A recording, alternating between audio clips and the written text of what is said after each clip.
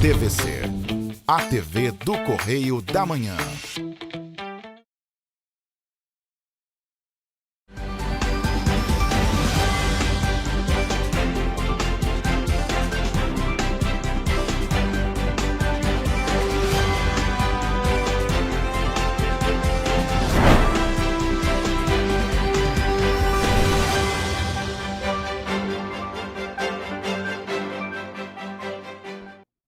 Olá, e começa agora mais um Correio Petropolitano na TV, primeira edição.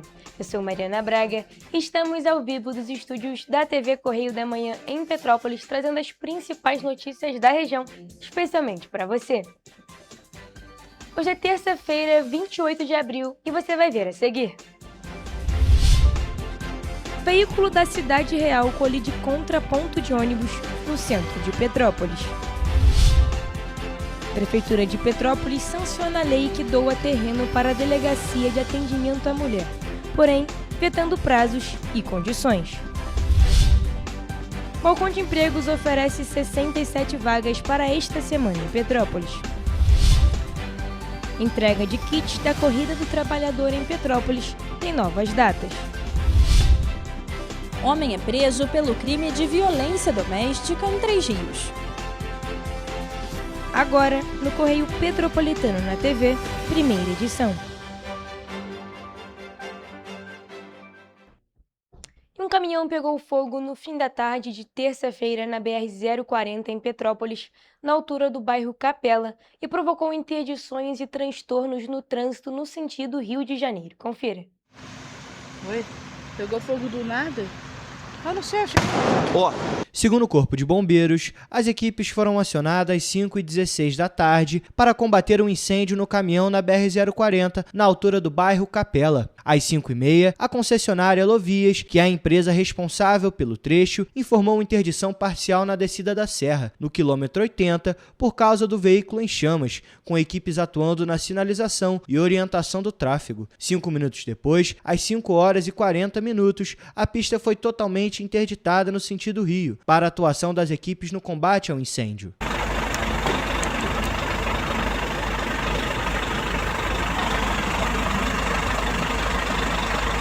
Dez minutos depois, uma faixa foi liberada após o controle das chamas, mas o trânsito seguiu com retenções na região. O incêndio foi totalmente controlado após cerca de 2 horas de trabalho das equipes e a ocorrência foi finalizada às 7h17 da noite e ninguém ficou ferido. E um ônibus da empresa Cidade Real, que faz a linha 135 Elisa Mussel, colidiu contra um ponto de ônibus no centro histórico de Petrópolis na manhã desta terça-feira. Uma mulher ficou ferida após bater a cabeça na estrutura do ponto, que caiu após o acidente. O acidente aconteceu por volta das 8h30 da manhã desta terça-feira. Segundo o presidente da Companhia Petropolitana de Trânsito e Transportes, Luciano Moreira, um ônibus da empresa Cidade Real estava estacionado em uma área de espera, na Avenida Benjamin Constant, no centro histórico de Petrópolis, quando o motorista deixou o veículo em ponto morto e logo depois o ônibus desceu a rua, na contramão, sem controle. Uma análise preliminar mostrou que, aparentemente, o condutor se ausentou do veículo sem ter garantido a imobilização dele puxando o freio de mão. Então, a gente imagina que tenha sido essa a causa do acidente, mas já estamos apurando. Após a colisão, uma mulher que passava aqui pelo trecho a caminho do trabalho bateu com a cabeça em uma parte caída da estrutura do ponto de ônibus e precisou de atendimento médico. Ela foi atendida pelo Corpo de Bombeiros e liberada ainda no local.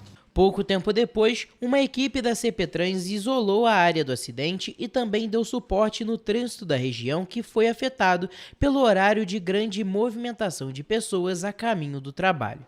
Além disso, uma equipe da companhia também realizava a remoção da estrutura do ponto de ônibus, que vai ser trocada por uma mais moderna. E a gente vai estar substituindo esse equipamento em breve, inclusive trazendo um equipamento mais moderno e melhor aqui para o local. A ideia é que se eu vou trazer um novo para cá, eu prefiro mexer nele todo, mas é lógico que esse é um projeto que a gente não esperava fazer nesse momento. Em nota, a Cidade Real informou que a empresa está apurando os fatos. Informou também que no local foram testados os sistemas de freios, todos em perfeito estado de funcionamento. O veículo saiu circulando do local sem nenhuma necessidade de ser rebocado, sendo conduzido para a garagem. Por fim, informou que, como medida preventiva, o motorista foi afastado da escala para ser ouvido e o ônibus imediatamente substituído. E a Prefeitura de Petrópolis sancionou a lei que autoriza a doação de um terreno ao governo do estado para a construção da Delegacia Especializada de Atendimento à Mulher, que é a ADAM, mas vetou trechos que estabeleciam prazos e condições para a instalação da unidade. A decisão gerou críticas e reforçou a cobrança por respostas diante do avanço dos casos de violência na cidade. Segundo o executivo, os artigos vetados impunham obrigações ao governo do estado, o que configuraria vício de iniciativa e inconstitucionalidade, já que o município não pode legislar sobre outro ente federativo. Ainda assim, a Prefeitura de Petrópolis afirmou que segue em tratativas e realizando visitas técnicas para definição do local.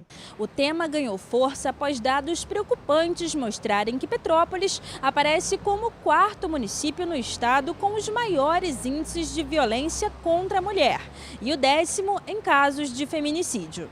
Só em 2025 foram mais de 8.000 violações registradas. Em 2026, até março, já são dezenas de denúncias e quase 200 casos de violações de direitos. A cobrança por uma delegacia especializada não é recente. Desde 2022, quando uma lei estadual autorizou a criação da DEAN na cidade, movimentos sociais e órgãos públicos pressionam pela implantação. Mesmo assim, o projeto ainda não saiu do papel. Seria muito importante, né, em termos de acolhimento, né, porque no momento desse de agressão, a mulher ela já tem aquele trauma de ver uma figura masculina. Então, ela tendo uma policial mulher para atender ela, o trauma dela, eu acredito, né, que tende a diminuir naquele momento que ela precisa fazer aquela denúncia, né? Eu acredito que é uma medida fundamental para que nós, mulheres, nos sintamos de fato acolhidas em nossas especificidades, porque o tipo de violência que acontece com as mulheres, ele tem uma natureza estrutural. Diante da demora, a Defensoria Pública acionou a Justiça, que determinou a instalação da DEAN até o mês de agosto de 2026, com funcionamento 24 horas. O Estado também precisa apresentar um plano detalhado com um cronograma sob pena de multa diária. Enquanto isso, especialistas alertam que a maioria dos casos de violência acontece dentro de casa, o que torna ainda mais urgente a criação de uma estrutura especializada de atendimento às vítimas. A nossa equipe segue aguardando o posicionamento do governo do estado, que chegou a informar que já está em tratativas com o município de Petrópolis. E a situação da limpeza urbana em Petrópolis voltou ao tribunal nesta segunda-feira. Após denúncias de lixo acumulado e infestação de ratos nos bairros, o juiz Jorge Luiz Martins, da 4ª Vara Civil, determinou que a Companhia de Desenvolvimento de Petrópolis, a CONDEP, apresente todos os documentos sobre o serviço de coleta, incluindo uma lista detalhada de dívidas e os relatórios de fiscalização. Estamos aqui ao vivo com o repórter Gabriel Toledo, que vai conversar mais com a gente sobre. Boa tarde, Gabriel, tudo bem? Fala um pouco mais sobre como é que foi essa audiência ontem. Exatamente como você disse, Mariana, boa tarde para você, boa tarde a todos que estão nos assistindo. Atualmente, o serviço de coleta de lixo aqui em Petrópolis ele é dividido em etapas. Estão vencidos os contratos de locação de caminhões com a empresa Solid Ambiental e o transbordo, que é o local onde o lixo é colocado temporariamente antes de seguir para o destino final, com a empresa PDCA. Em vigor somente até o mês de julho, ao contrato da destinação do lixo com a empresa Força Ambiental. Segundo a promotora Zilda Januzzi, essa divisão dificulta o controle. Por outro lado, a presidente da Companhia de Desenvolvimento de Petrópolis, da CONDEP, a presidente Fernanda Ferreira, informou que após o fim desses contratos emergenciais de 6 meses, o serviço de coleta de resíduos passou por mudanças, incluindo na gestão direta. Além disso, as empresas que prestam serviço alegam que não recebem da Prefeitura há mais de 6 meses, com dívidas que somam quase 2 milhões de reais. O Ministério Público também destacou que o problema não é novo e piora em períodos de chuva. sendo tratado como questão de saúde pública e ambiental. A coleta seletiva também, segundo a promotoria, também não avança por não ter uma fiscalização de forma adequada. A crise financeira da Condep atingiu até o lanche dos trabalhadores, ultrapassando os contratos firmados referentes à coleta de lixo aqui na cidade de Petrópolis. A Fundação Educandário Princesa Isabel, que fornece o café com leite e pão para os garis, está sem receber há cerca de 4 meses. A dívida já passa de R$ 500 mil, o que obrigou a Fundação a reduzir a entrega desses kits para os profissionais. São cerca de 40 mil kits por mês, com custo aproximado de R$ 220 mil. Vamos com você, Mariana. Vale destacar que amanhã aqui a gente vai trazer uma reportagem completa sobre esse assunto, mas não só tivemos essa audiência ontem, também tivemos audiência sobre o transporte público na cidade e também amanhã teremos mais atualizações para vocês. Mas, Gabriel, muito obrigado por suas informações. Olha só, gente, quem está em busca de uma oportunidade no mercado de trabalho em Petrópolis deve ficar atento. Isso porque a Prefeitura está oferecendo 67 vagas pelo balcão de empregos nesta semana. Olha só. As oportunidades estão disponíveis até quinta-feira, dia 30 de abril.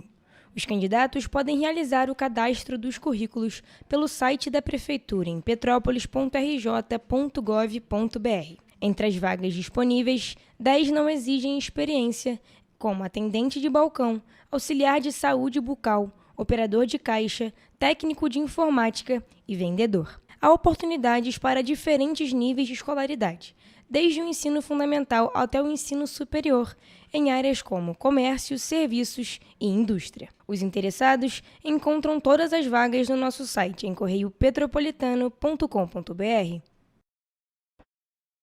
E aí, como estamos falando sobre oportunidades em Petrópolis, a Secretaria de Direitos e Políticas para as Mulheres, em parceria com a Secretaria de Desenvolvimento Econômico, realiza hoje, terça-feira, uma ação de cadastramento de currículos na Casa do Trabalhador, que fica na rodoviária do centro. A iniciativa começa daqui a pouquinho, a partir das 2 horas da tarde, e tem como objetivo ampliar o acesso das mulheres ao mercado de trabalho e também fortalecer oportunidades de empregabilidade aqui no município. Durante a atividade, as mulheres poderão realizar o cadastro do currículo, receber orientações e obter informações sobre oportunidades de emprego. Vale lembrar que a ação acontece na Casa do Trabalhador da Prefeitura, que é um espaço que oferece orientação profissional, apoio na elaboração de currículos e encaminhamento para vagas disponíveis em Petrópolis. Como a gente viu agora há pouquinho, para esta semana a Prefeitura está oferecendo 67 oportunidades de emprego. Todas as vagas você confere no nosso site em correiopetropolitano.com.br. Olha só, gente, ainda falando sobre a Prefeitura de Petrópolis, ela informou que o cronograma de entrega dos kits da Corrida do Trabalhador foi alterado após um atraso na logística do fornecedor. A retirada, que começaria hoje, terça-feira, foi programada para garantir mais organização aos inscritos. A nova entrega dos kits da Corrida do Trabalhador começa na quarta-feira, dia 29 de abril, das 3 horas da tarde até as 8 horas da noite. Já na quinta-feira, dia 30, o atendimento será das 9 horas da manhã até 1 hora da tarde no Centro de Cultura Raul de Leone, que fica localizado no centro da cidade. Em razão de um atraso por parte do fornecedor da camisa, tivemos que fazer uma alteração das datas. Para retirar o material, o atleta deve levar um sachê ou uma lata de leite em pó, que será destinado a entidades sociais de Petrópolis.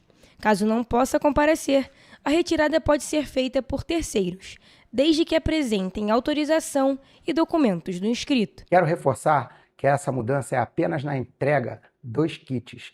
Todo o restante do planejamento da nossa Corrida do Trabalhador segue mantido e que nenhum atleta, corredor inscrito será prejudicado. A Corrida do Trabalhador acontece no dia 1º de maio, com largada às 7h30 da manhã, na rua Alfredo Pachá, em frente ao Palácio de Cristal. O percurso passa por ruas do centro histórico, reunindo diversos atletas, e termina também em frente ao palácio. E agora falando sobre ocorrências policiais. duas ações da polícia resultaram na apreensão de grande quantidade de drogas em Petrópolis e também em Três Rios, entre domingo e segunda-feira, após denúncias e trabalho de inteligência das equipes. Olha só. Em Petrópolis, na manhã de domingo, policiais realizaram uma apreensão de drogas na comunidade conhecida como Casinhas, no bairro Quitandinha. A ação foi baseada em informações do Disque Denúncia que indicavam que um suspeito teria escondido uma mochila com drogas em uma área de mata próxima a uma residência. Durante as buscas, os agentes localizaram o material escondido na vegetação, com um total de 1.601 pedras de crack, 65 tabletes de maconha e 957 cápsulas de cocaína, além de identificação relacionada à facção criminosa. A carga está avaliada em cerca de R$30 mil. Todo o material foi encaminhado para a 105ª Delegacia de Polícia. Um suspeito foi identificado e vai responder por tráfico de drogas, sendo instaurado um inquérito para apuração dos fatos. Já em Três Rios, na tarde de segunda-feira, policiais do 38º Batalhão atuaram no bairro Ladeira das Palmeiras após denúncia sobre a presença de homens armados em uma construção abandonada. Ao perceberem a chegada das equipes, os suspeitos fugiram por áreas de mata e não foram localizados. Na ação, os agentes encontraram drogas enterradas em um terreno nos fundos do imóvel, sendo apreendidas 49 buchas de maconha e 84 pinos de cocaína. O material foi levado para a 108ª Delegacia, onde a ocorrência foi registrada. E um homem de 22 anos foi preso por violência doméstica em Três Rios. O caso aconteceu na segunda-feira no bairro Cidade Nova, após a vítima acionar a polícia militar e denunciar agressões cometidas pelo ex-companheiro que não aceitava o fim do relacionamento. A repórter Evelyn Carvalhais tem mais informações. De acordo com a Polícia Militar, os agentes foram acionados para atender a uma ocorrência de violência doméstica no bairro Cidade Nova, em Três Rios. No local, uma mulher de 22 anos relatou ter sido agredida pelo ex-companheiro, que além das agressões também danificou objetos da residência da vítima e fugiu ao perceber a chegada dos policiais. Após buscas na região, ele foi localizado e levado junto com a vítima para a 108ª Delegacia de Polícia, em Três Rios. Os dois passaram por exame de corpo de delito e o homem permaneceu preso com base na Lei Maria da Penha, à disposição da Justiça. Eu sou Evelyn Carvalhais para a TV Correio da Manhã. E você vai ver no próximo bloco. Vacinação nas escolas segue até o dia 30 e meta é imunizar 27 milhões de estudantes. O Ministério da Educação prorroga prazo para pedir isenção da taxa de inscrição do Enem. Inscrições para vagas remanescentes do FIES vão até o dia 29 de abril. Receita abre consulta a lote da malha fina do Imposto de Renda. O Correio Petropolitano na TV, primeira edição, volta já. Petrópolis, uma cidade histórica, que agora tem um novo ponto de conexão. O Correio Petropolitano se renovou e leva o que de mais importante acontece na cidade, de maneira mais ágil e acessível. Acesse as notícias de Petrópolis de maneira rápida e prática, onde quer que você esteja. Fique por dentro dos acontecimentos da cidade, da política, da cultura e muito mais. Correio Petropolitano. A informação de qualidade a um clique de distância. Acesse www.correiopetropolitano.com.br. Para ter mais qualidade de vida, conte com a maior rede de academias de Petrópolis. Aqui na Corper, com uma mensalidade, você utiliza todas as unidades: Centro, Bingen, Itamaraty e Itaipava. Com planos a partir de R$ 98,00, a academia oferece ambientes modernos para você cuidar da sua saúde com segurança. Os espaços contam com dezenas de aparelhos de musculação, diversos equipamentos para aeróbico e funcional, além, é claro, de profissionais qualificados e uma extensa grade de aulas coletivas, que inclui dança, bike, jump, wolf fit, step fit, entre outras. Nossas estruturas são equipadas com salas de musculação e aulas coletivas, salas de avaliação física e nutricional, vestiários e estacionamentos amplos. Venha nos fazer uma visita e surpreenda-se! Enquanto você pensa que poderia ganhar igual aos homens, a Alerj faz. As leis que você precisa, a Alerj faz. Baixe o aplicativo da Alerj e conheça seus direitos.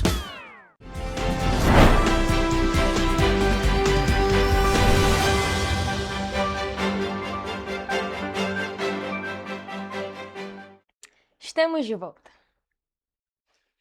A semana de vacinação nas escolas tem a meta de imunizar 27 milhões de estudantes de escolas públicas do país até a próxima quinta-feira, dia 30. A campanha, que começou na última sexta-feira, visa atualizar a caderneta de vacinação de crianças e adolescentes de 9 meses a 15 anos, com a oferta de 6 tipos de imunizantes. As vacinas ofertadas são HPV, febre amarela, tríplice viral, tríplice bacteriana, meningocócica ACWY e Covid-19. A estratégia também inclui a vacinação contra o HPV para jovens de 15 a 19 anos que ainda não se imunizaram. A vacinação é realizada por profissionais de saúde diante da autorização dos pais ou responsáveis. A ação integra o programa Saúde na Escola, uma parceria entre os Ministérios da Saúde e da Educação. O governo também reforça o uso da caderneta digital de vacinação da criança, disponível no aplicativo Meu SUS Digital. Lançada em abril de 2025, a ferramenta já soma mais de 3.300.000 acessos e permite acompanhar o histórico de vacinas e consultar as próximas doses. Agora, o aplicativo tem uma nova funcionalidade e passou a enviar lembretes automáticos para pais, mães e responsáveis de acordo com a idade das crianças, incentivando a atualização da caderneta. Em comunicado, o Ministério da Saúde destacou a reversão da queda histórica nas coberturas vacinais registrada nos anos anteriores, agravada pelos impactos da pandemia de Covid-19. De acordo com a pasta, em 2025, todas as vacinas do calendário infantil apresentaram um aumento na cobertura em relação a 2022. A tríplice viral, que protege contra sarampo, cachumba e rubéola, chegou a 92,96% de cobertura. A vacinação contra o HPV, que previne o câncer de colo de útero, também avançou. A cobertura chegou a 86,11% entre meninas de 9 a 14 anos e a 74,46% entre os meninos.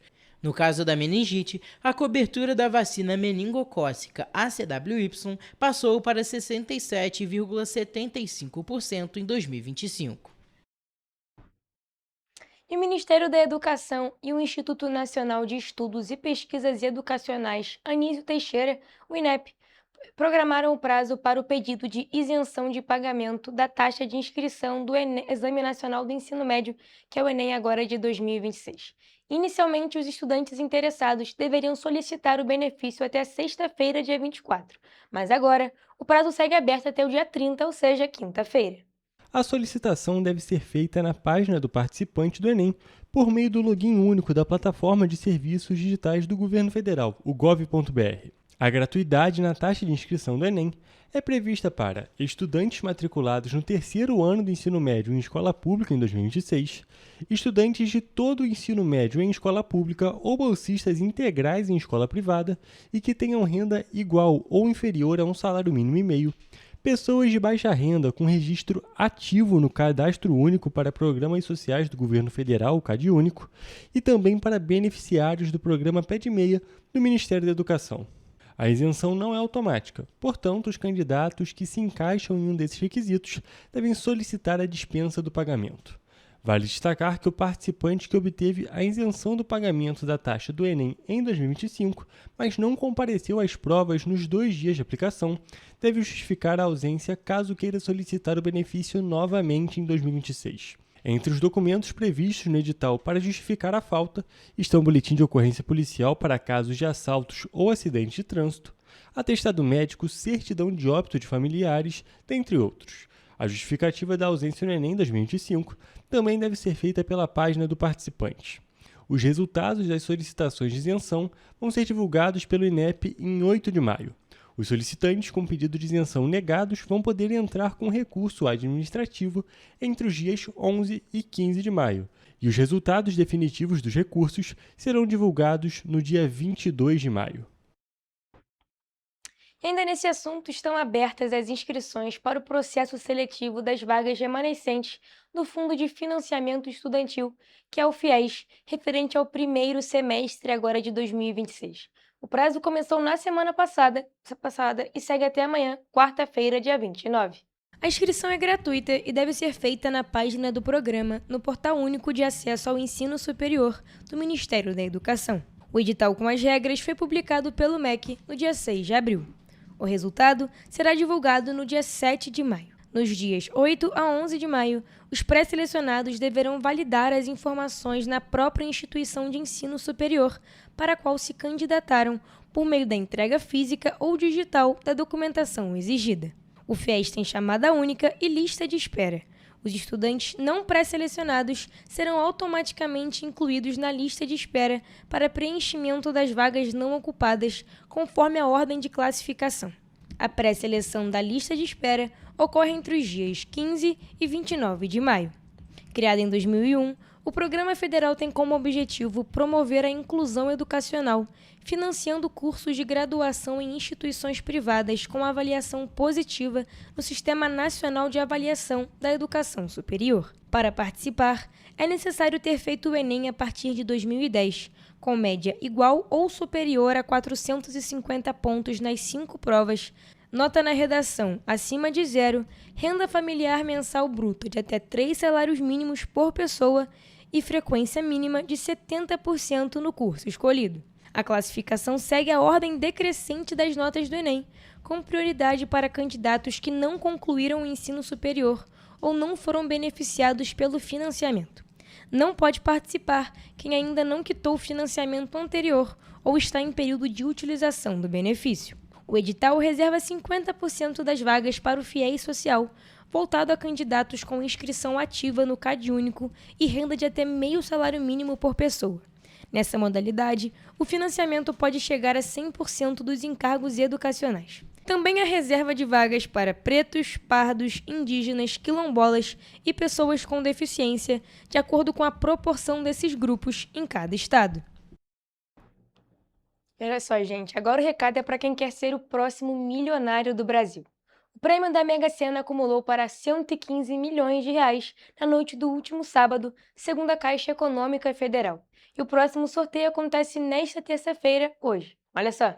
Nenhum apostador acertou as 6 dezenas do concurso 3.000. Os números sorteados na noite do último sábado foram 22, 23, 36, 40, 52 e 60. E com isso, o prêmio da Mega Sena acumulou para 115 milhões de reais. As 65 apostas que acertaram 5 dezenas conquistaram o prêmio de 64.627. Já as 5.255 apostas com 4 acertos ganharam R$ 1.317,67. As apostas para o próximo sorteio, que acontece nesta terça-feira, podem ser realizadas em casas lotéricas ou na internet, e o valor mínimo para participar é de R$ 6. E a Receita Federal abriu na semana passada a consulta ao lote da malha fina de abril do Imposto de Renda.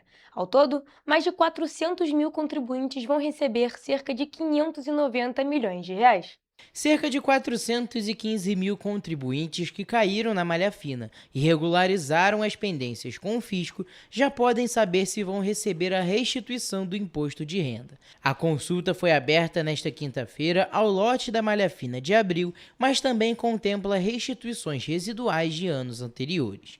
A consulta pode ser feita na página da Receita Federal na internet.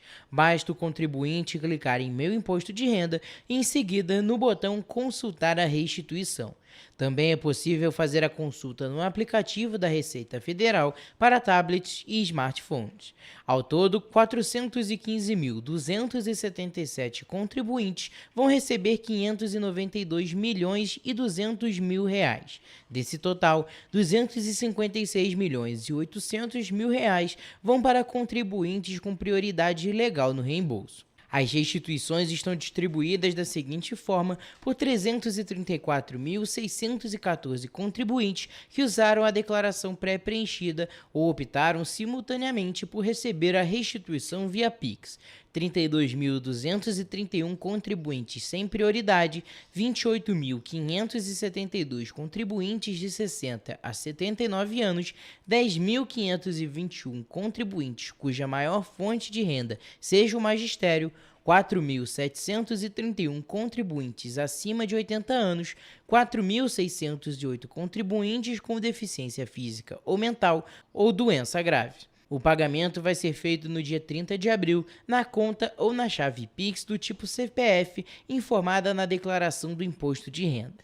Caso o contribuinte não esteja na lista, deverá entrar no Centro Virtual de Atendimento ao Contribuinte, no ECAC, e tirar o extrato da declaração. Se verificar uma pendência, pode enviar uma declaração retificadora e esperar os próximos lotes da malha fina. Se por algum motivo a restituição não for depositada na conta informada na declaração, como no caso de conta desativada, os valores ficarão disponíveis para resgate por até 1 ano no Banco Central. Nesse caso, o cidadão poderá agendar o crédito em qualquer conta bancária em seu nome por meio do portal BB ou ligando para a central de relacionamento do banco nos telefones 4004-001 para as capitais, 0800-729-001 para demais localidades e 0800-729-0088, telefone especial exclusivo para deficientes auditivos. Caso o contribuinte não resgate o valor da sua restituição depois de 1 ano, deverá requerer o valor no portal ECAC. Ao entrar na página, o cidadão deve acessar o menu Declarações e Demonstrativos, clicar em Meu Imposto de Renda e, em seguida, no campo Solicitar restituição não resgatada na rede bancária. Nós vamos agora para um rápido intervalo, mas não saia daí, porque na volta temos o Correio Esportivo.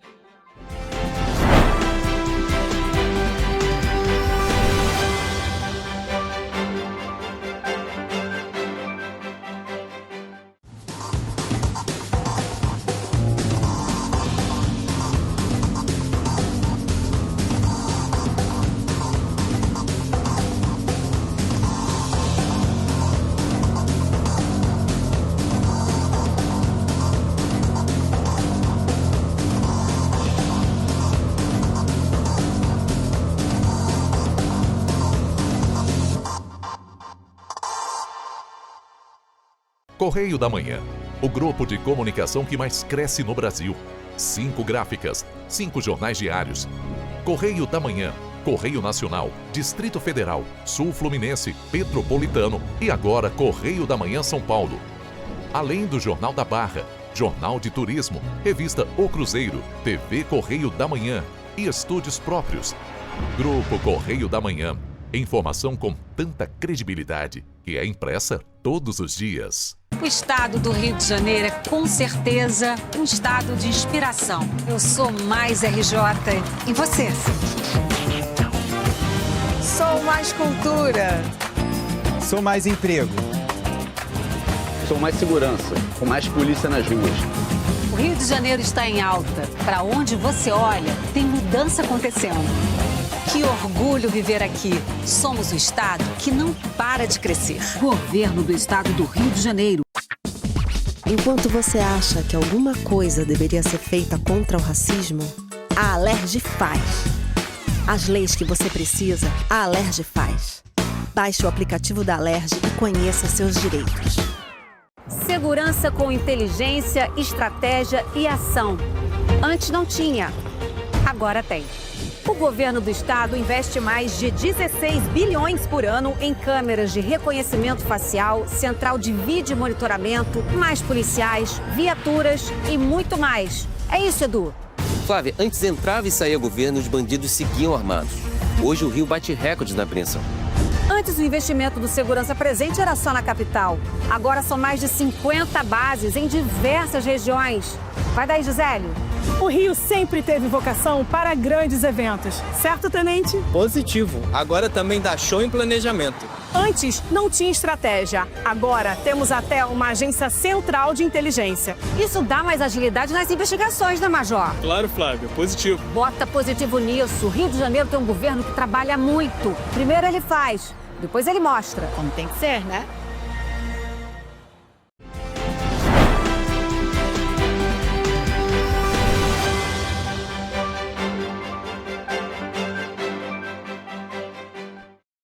Estamos de volta. E como prometido, vamos agora ao Correio Esportivo com as principais notícias do mundo do esporte, com Hugo Petersen e Gabriel Toledo.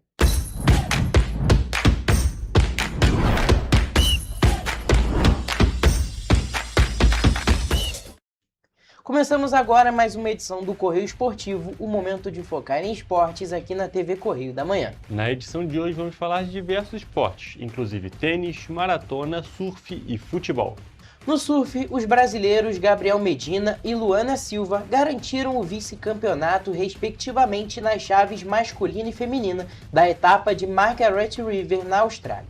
A definição dos campeões da segunda parada do Circuito Mundial de Surf se deu no início da madrugada deste domingo.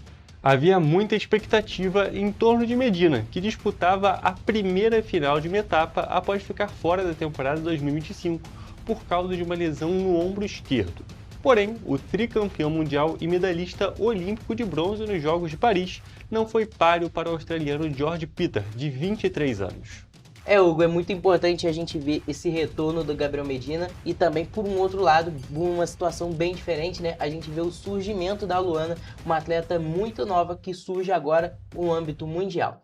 Exatamente, Toledo. A gente pode destacar aqui que são dois grandes surfistas e são os surfistas por motivos diferentes, não é mesmo? A gente pode destacar que eles têm uma grande relevância aqui para o Brasil por motivos diferentes. É claro, Medina, um dos maiores surfistas da história do esporte, um dos maiores campeões, um dos precursores da Brazilian Storm, né?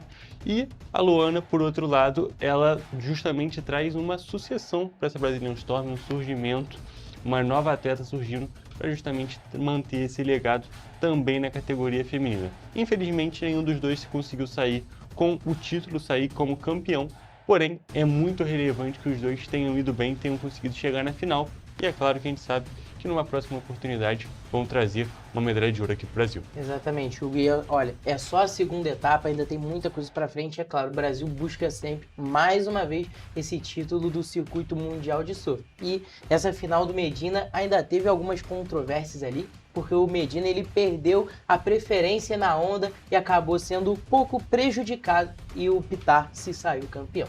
Exatamente, a gente tem algumas polêmicas nesse mundo surf, porque depende muito de coisa externa, né, Toledo? A gente depende da natureza. Não é coisa que a gente consegue controlar. Exatamente, né? Então tem muita coisa externa que pode acontecer, pode influenciar. E é claro, tem toda essa questão de preferência, tem muitas coisas técnicas que envolvem também essa categoria.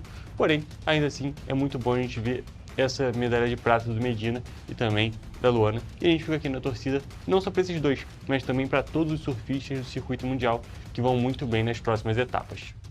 Agora, trocando de esporte, em um encontro entre dois talentosos tenistas de 19 anos, João Fonseca levou o jogo para o terceiro set, mas em um ataque de fúria, ele quebrou a raquete ao bater o equipamento com força no saibro e acabou sendo superado pelo espanhol Rafael Jodar, neste domingo, na terceira rodada do Madrid Open, torneio da série Masters 1000. Toledo, infelizmente o João Fonseca foi eliminado logo no início dessa competição, fugiu um pouquinho do que a gente estava vendo nas últimas etapas, porém a gente ainda destaca, apesar da derrota, João Fonseca jogou muito bem, teve ali um primeiro set que terminou no tie-break, 7-6, então é realmente o desenvolvimento, o amadurecimento do João Fonseca é notável. De vez em quando os resultados não vêm, mas isso não vale apenas para o João Fonseca. Os principais tenistas do mundo também passam por situações como essa, todos os esportes passam por isso, e também a gente destaca, né? Ele perdeu pro tenista da casa, então tem toda aquela dificuldade por ter a torcida a seu favor e todas as questões relacionadas. Com certeza, Hugo, e é claro, a gente fica mais uma vez na torcida e a gente comentou em várias edições aqui que ele estava melhorando esse psicológico dele, mas acabou que nessa ele acabou se irritando, se perdeu um pouquinho, quebrou a raquete, teve um ataque de fúria. Acho que todo tenista já passou por isso em algum momento, né? É importante, claro, ele pegar essa situação, amadurecer e se planejar para o futuro para isso não acontecer mais. Exatamente, não normalizar a situação. É claro, foi um episódio, aconteceu, ele só realmente teve esse problema, mas foi com a raquete só, não desrespeitou nem o adversário, não desrespeitou o juiz. Então, ficando só nisso, a gente torce para que ele possa amadurecer, que ele possa se desenvolver, para que não aconteça e, é claro, para que os resultados sejam positivos e ele não passe por esse tipo de estresse. E o queniano Sebastian Sawe fez história neste domingo na Maratona de Londres. Com tempo de 1 hora 59 minutos e 30 segundos, ele garantiu a medalha de ouro e se tornou o primeiro atleta da história a correr uma prova oficial dessa distância de 42 quilômetros em menos de 2 horas. E com esse tempo, o queniano de 30 anos de idade superou o recorde mundial anterior da maratona, que pertencia a Kelvin Kipton. Hugo, com certeza é um resultado que chama muita atenção, não é claro, é um recorde mundial, como você disse, e teve uma marca muito impressionante, né? O pace, né, que é o tempo, a distância dividida pelo tempo, ele teve uma média de cada quilômetro percorridos a 2 minutos e 30 segundos. Parece um carro, né? Exatamente, é algo muito relevante mesmo. Ele fez, já que foram 42 quilômetros, ele fez 21 quilômetros em 1 hora, algo extremamente relevante, extremamente impressionante, né, meu Toledo? A gente acaba não comentando tanto sobre atletismo, sobre maratona, porque são esportes que às vezes a gente não tem muito acesso aqui no Brasil. Porém, quando a gente tem marcas dessa maneira e também a gente vai se aproximando dos Jogos Olímpicos, esses esportes vêm à tona, vêm chamando cada vez mais atenção.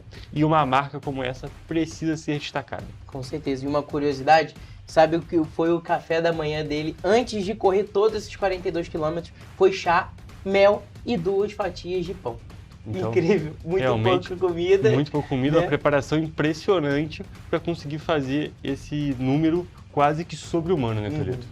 E agora falando de futebol, o Flamengo construiu uma vitória convincente sobre o Atlético Mineiro na noite deste domingo, com uma atuação consistente e dominante ao longo dos 90 minutos. Mesmo com tentativas do time mineiro de reagir, o controle do jogo permaneceu com o Flamengo, que manteve posse de bola qualificada e criou as principais oportunidades. Toledo, não tem como dizer outra coisa tirando dominante. O jogo do Flamengo foi muito bom, 4-0 que poderia ter sido muito mais pelo que o Flamengo estava conseguindo jogar. Claramente deu uma diminuída no ritmo ali no segundo tempo, porque já chegou no intervalo com 3-0 e aquele negócio, né, Toledo? Apesar de ser um clássico interestadual entre Flamengo e Atlético Mineiro, a Arena MRV está virando um salão de festas do Flamengo. Exatamente. Até o momento é um estádio novo, né? Claro, a gente tem que sempre destacar isso aqui. São 5 jogos, apenas 1 empate e 4 vitórias do Flamengo. E um título também do Flamengo. Então, realmente, são números bem relevantes e grandes atuações, não é mesmo, Toledo? A gente tem que destacar, não são apenas as vitórias. O Flamengo joga muito bem quando vai lá em Minas Gerais e o Atlético Mineiro está passando por mais lençóis quando enfrenta o Flamengo. Mas quem está passando por um momento bom, a gente falei de mal, agora a gente vai pro bom, a gente tem que falar do Pedro, né, Toledo? Que com o Leonardo Jardim, ele reencontrou aquela eficiência que a gente via anteriormente, antes do trabalho do Felipe Luiz. E está jogando muito bem nesse time do Flamengo. O time está conseguindo servir ele e ele também está servindo o time muito bem. Ele está dando alguns passes impressionantes em todas as partidas. Exatamente. A gente tem que destacar, além dos resultados do Leonardo Jardim, que já chega a 7 vitórias seguidas nesse início de trabalho do Flamengo, é que ele recuperou e potencializou outros jogadores. Samuel Lino está jogando muito bem também. Com o Felipe Luiz desempenhava outro papel, não conseguia se destacar. E o Plata, que teve uma série de polêmicas agora recentes, de relacionamento, inclusive, dentro do Flamengo, conseguiu se recuperar e está jogando muita bola também. Inclusive, marcou um golaço nesse jogo contra o Atlético Mineiro.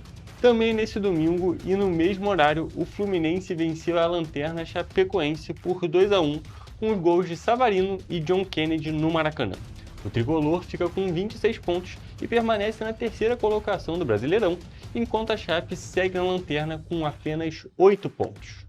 É, Hugo, é um resultado que todo mundo esperava, esses 3 pontos, mas o Fluminense ainda tomou um certo sustinho, tomou um golaço do Enio, jogador da Chapecoense, e teve aquela conturbação ali no final do jogo, mas John Kennedy decidiu mais uma vez, fez um gol muito importante nessa busca, nessa caça pelo Palmeiras na liderança, né?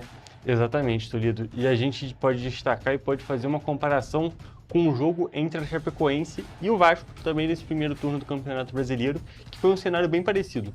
O Fluminense criou e não conseguia fazer o gol. Algo bem parecido com o que aconteceu no jogo em São Januário contra o Vasco da Gama. E conseguiu depois fazer seu golzinho, estava ganhando, porém, depois, na única chance que a Chapecoense tem, toma um golaço. No caso do Vasco foi um gol de falta, no caso da Chapecoense, nesse jogo contra o Fluminense, foi um golaço de fora da área do Enio, como você já destacou. Mas, diferente do roteiro do Vasco, né, o Fluminense conseguiu, com o John Kennedy sendo decisivo mais uma vez, sair vitorioso dessa partida. E a gente tem que comentar, né, Toledo, que nesse ano de 2026, o John Kennedy finalmente está conseguindo cumprir e realizar as coisas que ele fazia lá em 2023, quando ele jogou muito bem pelo clube. Agora ele está indo muito bem mais uma vez e está conseguindo ser esse camisa 9. Tudo bem que o Fluminense contratou um jogador para substituir ele, porém ele está conseguindo assumir essa vaga e está jogando muito bem. Exatamente, a gente sempre falava aqui, principalmente, é claro, no ano passado, que o Fluminense tinha essa carência na posição, não tinha um centroavante no nível do clube, né? O Everaldo no Bahia, ele até que consegue desempenhar um bom futebol, mas o John Kennedy agora conseguiu se recuperar e tá até superando as expectativas, né? Porque o Castilho chegou para isso, contratação mais cara da história do clube, e tá tendo que ser reserva porque o John Kennedy tá merecendo ser o titular. E no mesmo dia, porém um pouco mais cedo, o Vasco perdeu para o Corinthians por 1-0 na Neoquímica Arena em São Paulo. Apesar por jogar com um a mais no segundo tempo inteiro, o Vasco não conseguiu reagir ao gol de Matheus Bidu, marcado no primeiro tempo. Toledo, a gente pode destacar aqui alguns pontos desse jogo, mas o principal deles é, sem dúvida nenhuma, a ineficiência desse time do Vasco e a falta de criatividade, que o time que joga aproximadamente 60 minutos com um jogador a mais precisa ter uma chancezinha de fazer o gol. É claro, não existe a obrigação de fazer o gol, porque tem uma outra equipe inteira defendendo, porém o Vasco precisava ter apresentado mais nessa partida, que o time foi bem mal, foi uma das piores partidas do Renato Gaúcho no comando do Vasco da Gama. Exatamente, o Vasco estava, desde que o Renato chegou, estava numa certa oscilação, mas sempre desempenhando um futebol melhor do que o que estava sendo apresentado quando estava o Fernando Diniz no comando, né? Mas, assim, acho que todo mundo esperava um jogo um pouquinho melhor, principalmente levando em consideração a expulsão que foi no final do primeiro tempo. É aquilo, era o mínimo do mínimo que se espera é que grandes chances sejam criadas, e não foi isso que aconteceu. Exatamente, foi uma situação muito complicada, um jogo muito ruim do time, que também agora sofre um pouco com toda essa questão. Claro, com aquela pulguinha atrás da orelha por ter perdido a Copa do Brasil no ano passado para o próprio Corinthians em um roteiro não parecido, mas também com essa diferença de um golzinho. E só para a gente poder finalizar esse assunto do Vasco, a gente tem que destacar aqui a entrada criminosa que o André deu no Thiago Mendes. Podia ter lesionado feio o jogador do Vasco e em um lance sem a menor importância. O jogador do Vasco estava apontado pro próprio gol e ele deu uma entrada muito feia, algo muito ruim. Ele vai até ser julgado pelo Superior Tribunal Desportivo, STJD, mas e pode pegar até 6 jogos de gancho por conta dessa entrada. E agora, no sábado, o Botafogo empatou com o Internacional em 2-2 em um jogo em Brasília. Danilo, mais uma vez, e artilheiro do Brasileirão, e Christian Medina marcaram para o Botafogo, enquanto Carboneiro e Bernabé descontaram para o Inter. O Botafogo desperdiçou a chance de subir na tabela e permanece na 8ª colocação. É algum resultado que não prejudica, mas também não beneficia o Botafogo, mas é aquilo que a gente tem que destacar mais uma vez, mais uma ótima atuação do Danilo. Exatamente, está cavando cada vez mais essa vaga na seleção brasileira e daqui a pouco ele vai estar tentando até ser titular, porque a bola que joga o Danilo nesse ano de 2026 é algo verdadeiramente impressionante. E a gente tem que destacar, né? Mais uma vez o Botafogo nessa questão de oscilação, mas eu acho que a torcida do Botafogo nesse exato momento não está se preocupando tanto com o campo. a situação extra-campo do time, que está muito complicada, porém aí já não é assunto para o Correio Esportivo. Exatamente, é claro, a gente traz mais informações sobre esses outros esportes na próxima edição do Correio Esportivo e é claro, a gente se vê lá. Um beijo. Até a próxima.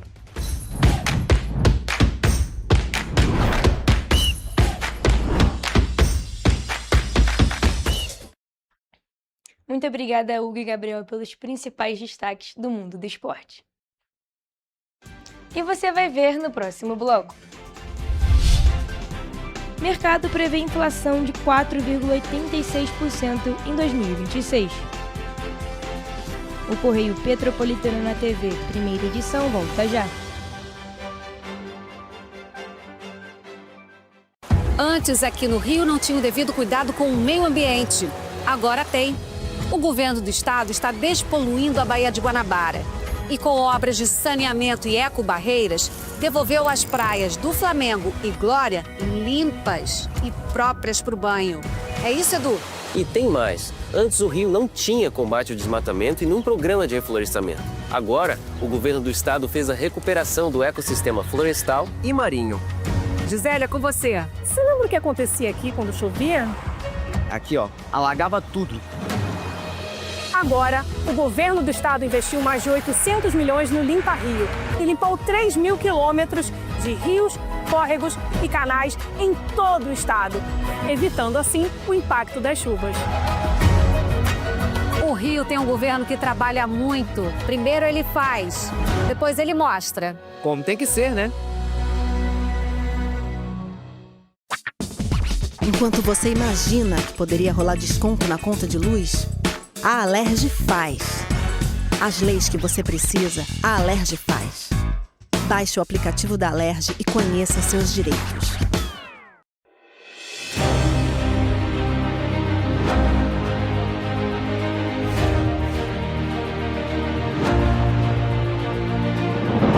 Não é jornalismo de direita, é jornalismo direito. Correio Petropolitano. Tudo que seu jornal não deveria ter deixado de ser. Todos os dias, em uma banca perto de você.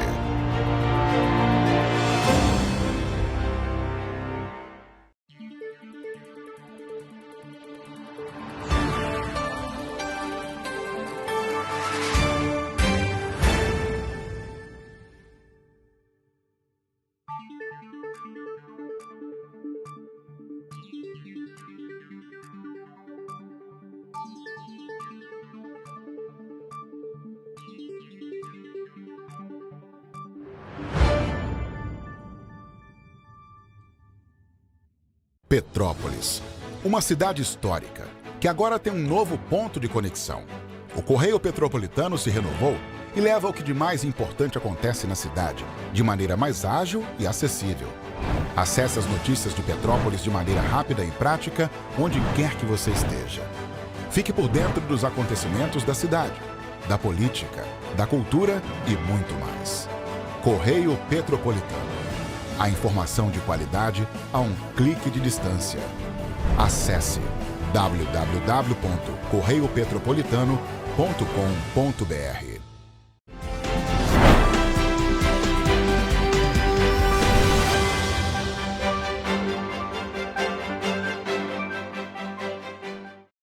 Estamos de volta e vamos agora para a previsão do tempo.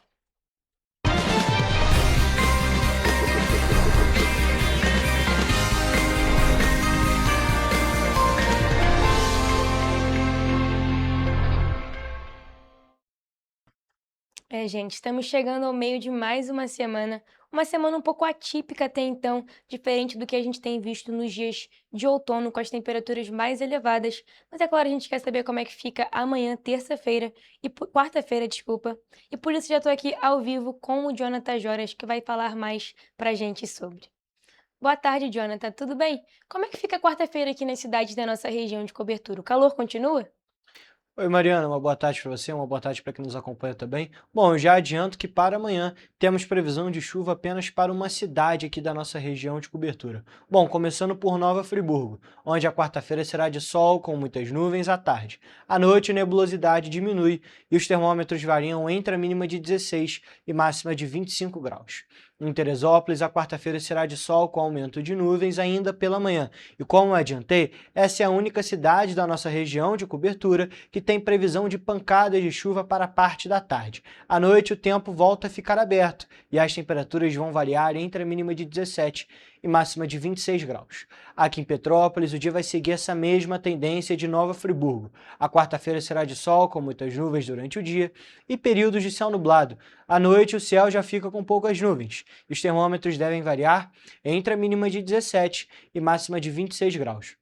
Agora, partindo para a região centro-sul do estado, em Paraíba do Sul, o dia será de sol, com muitas nuvens e períodos de céu nublado.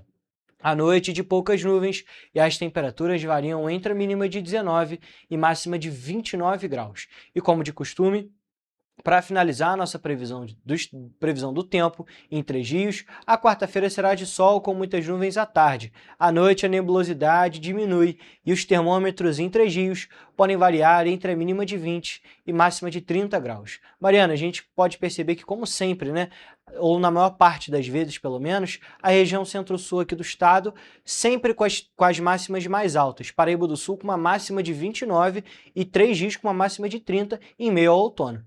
Pois é, Jonathan, essa questão das temperaturas realmente é uma parte atípica para essa época do ano, como você falou.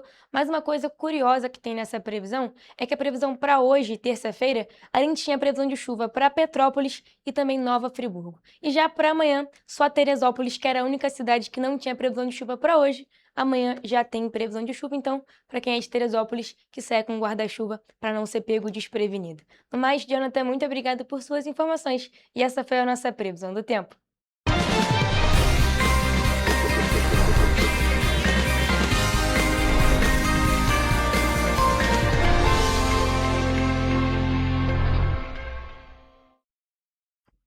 Pessoal, a gente fica por aqui, mas mais notícias e informações você encontra nos nossos telejornais, além do nosso site em correiopetropolitano.com.br e as nossas redes sociais, o Facebook, TV Correio da Manhã, e os nossos Instagrams, @Correio Petropolitano e @TV Correio da Manhã.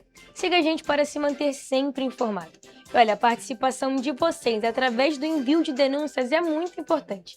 E vocês podem nos enviar essas denúncias através do nosso e-mail em tvccorreiodamanhã@gmail.com ou também para o nosso WhatsApp no DDD 24 99248 3167. O Correio Petropolitano na TV primeira edição fica por aqui, mas amanhã a gente tá de volta.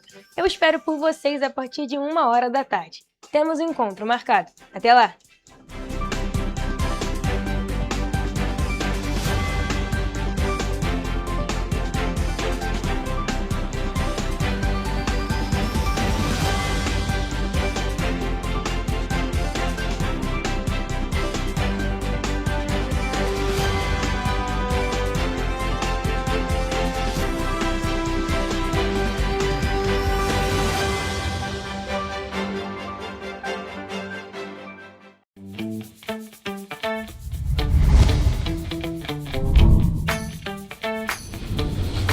TVC, a TV do Correio da Manhã.